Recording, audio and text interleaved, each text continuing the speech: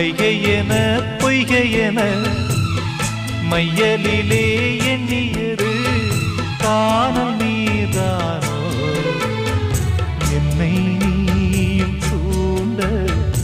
என்ன கோலம் போட்டே மீண்டும் கோலம் போட உன்னை தானே கேட்டே எனக்கொரு அடைக்கலம் வழங்குமோ இதயமே அன்பேவா அருகிலே என் வாசல் வழியிலே